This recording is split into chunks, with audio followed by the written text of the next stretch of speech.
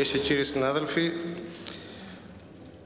θεωρώ ότι όποιος έχει στοιχειώδη επαφή με την κοινωνική πραγματικότητα στη χώρα μας ξέρει πάρα πολύ καλά ότι το μεγάλο κυβερνητικό επίτευγμα, το πρωτογενές πλεόνασμα, κρύβει πίσω του όχι σταθεροποίηση, ανάπτυξη και ευημερία, αλλά κοινωνική δυστυχία, οικονομική καταστροφή, χρεοκοπία επιχειρήσεων και νοικοκυριών, ανασφάλεια, κρύβει πρωτογενείς κοινωνικές ανάγκες που δεν καλύπτονται, όπως η περίθαλψη των ανασφάλιστων, η μόρφωση των φτωχών παιδιών, η προστασία των αδύναμων, η φροντίδα των ηλικιωμένων, η αξιοπρέπεια των ανέργων.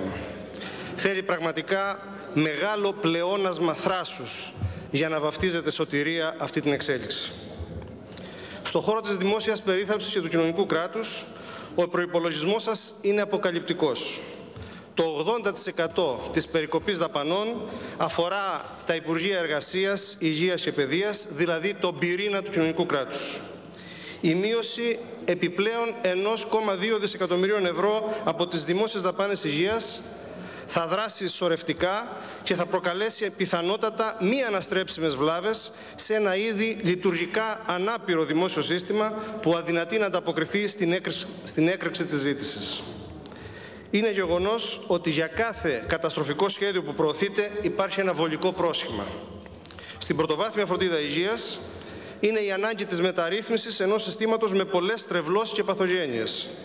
Μόνο που αυτό που κάνετε είναι διάλυση των δημόσιων δομών, απολύσεις γιατρών και διαθεσιμότητες του υλικού προσωπικού, μείωση παροχών προς τους πολίτες, ιδιωτικοποίηση και ολιγοπωλιακή διάρθρωση της αγοράς υγείας. Η μεταρρύθμισή σας στην πρωτοβάθμια φροντίδα είναι ναρκοθετημένη εξ αρχής από τη μείωση κατά 334 εκατομμύρια ευρώ της κρατικής επιχορήγησης προς τον ΕΟΠΗ, από την περικοπή 539 εκατομμυρίων ευρώ στις παροχές ασθένειας προς τους ασφαλισμένους, από τη νέα περικοπή κατά 30% της χρηματοδότησης των νοσοκομείων και από την κραυγαλαία απουσία πρόβλεψης για την περίθαλψη των ανασφάλιστων. Με την επικείμενη συρρίκνωση των υγειονομικών μονάδων του ΕΟΠΗ, με τις απολύσεις εξειδικευμένων γιατρών που καλύπτουν πραγματικές ανάγκες, με την κατάρριση των εργαστηρίων, με την εγκατάλειψη και τις ελλείψεις των κέντρων υγείας στην Ύπαιθρο, δεν προωθείται η αναμόρφωση, αλλά η κατεδάφιση και η πλήρης ιδιωτικοποίηση της πρωτοβάθμιας φροντίδας υγείας.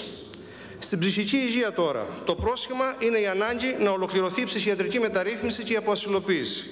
Μόνο που οδηγείται σε βίαιο ακροτηριασμό τη φροντίδα των ψυχικά πασχόντων, σε απροετοίμαστο κλείσιμο των ψυχιατρίων, χωρίς καμιά μέριμνα για τους ασθενείς και τις υποστηρικτικές δομές που θα τα αντικαταστήσουν. Στο φάρμακο επίσης, το πρόσχημα είναι το πάρτι που εσείς εκθρέψατε και συγκαλύψατε για χρόνια. Μόνο που με την αναγκαία μείωση τιμών, χωρίς συνοδευτικά μέτρα μείωση της συμμετοχής των ασθενών στο κόστος και κάλυψη των ανασφάλιστων, δεν θα ελαφρυνθεί ο πολίτης που σήμερα δυσκολεύεται ή αδυνατεί να πάρει τα φάρμακά του. Και στα τρία αυτά θέματα της επικαιρότητας, η θέση μας είναι ότι στο δίλημμα είστε υπέρ ή κατά των αλλαγών, το δίλημμα αυτό είναι λάθος. Το ζήτημα είναι με ποιους όρους. Και οι όροι δικοί σας είναι μνημονιακοί, είναι νεοφιλελεύθεροι, είναι καταστροφικοί. Επιπλέον δεν έχετε την παραμικρή αξιοπιστία. Ο Υπουργός που κόπτεται για τη δημόσια υγεία είναι δηλωμένος θειασότης των ιδιωτικών συστημάτων υγείας που σε όλο τον κόσμο χαρακτηρίζονται από ανισότητες, αποκλεισμό, από χαμηλής ποιότητας υπηρεσίες και ακριβές υπηρεσίες. Εμείς θεωρούμε ότι σήμερα στο σύστημα υγείας πρέπει να αλλάξουμε το ερώτημα. Από το πώς θα λειτουργήσει καλύτερα η αγορά υπηρεσιών και πώς θα μειώσουμε το κόστος, στο πώς θα καλύψουμε ισότιμα και αποτελεσματικά τις υγειονομικές ανάγκες σε περίοδο ανθρωπιστικής κρίσης. Αυτό που προέχει σήμερα είναι ένα σοκ ανακούφισης της κοινωνίας. Η κυβέρνηση της αριστεράς θα σταματήσει την κοινωνική καταστροφή και θα αντιμετωπίσει δραστικά την υγειονομική φτώχεια και την κατάρρευση του συστήματος υγείας. Με εγγυημένη και δωρεάν πρόσβαση όλων στις δημόσιες δομές υγείας, ανεξάρτητα από εργασία, ασφάλιση, εισόδημα και νομιμοποιητικά έγγραφα. Με μηδενική συμμετοχή στη φαρμακευτική δαπάνη των χρονίως πασχόντων και των ανασφάλιστων ανθρώπων. Με ενίσχυση και αναδιοργάνωση των δημόσιων δομών υγείας, ιδιαίτερα των μονάδων του ΕΟΠΗ, για να μπορέσουν να εξυπηρετήσουν την αυξημένη ζήτηση. Με έμφαση στην πρωτοβάθμια φροντίδα και την πρόληψη της ασθένειας, με προγράμματα παρέμβασης στους νοσογόνους παράγοντες του περιβάλλοντος. με θεσμικές παρεμβάσεις στην παραοικονομία, στους θύλακες πατάλης και διαφθοράς, με δημοκρατικό προγραμματισμό στις υπηρεσίες υγείας, με κοινωνική λογοδοσία, με περισσότερη δημοκρατία και όχι αυταρχισμό στη διοίκηση των νοσοκομείων. Η κυβέρνηση της αριστεράς, με κορμό το ΣΥΡΙΖΑ, έχει επεξεργασμένο σχέδιο για τη δημόσια περίθαλψη και με τη στήριξη των υγιών δυνάμεων του συστήματος και με σύμμαχο την κοινωνία θα τα καταφέρει.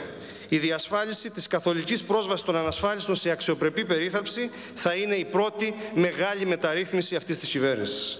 Μιας κυβέρνησης που θα έχει όχι μόνο στόχο να σταματήσει την καταστροφή, αλλά θα κινητοποιήσει την κοινωνία και θα κάνει ριζικούς μετασχηματισμούς παντού, στην οικονομία, στη φορολογία, στη δημόσια διοίκηση, στο κοινωνικό κράτος, στους θεσμούς, στο πολιτικό σύστημα.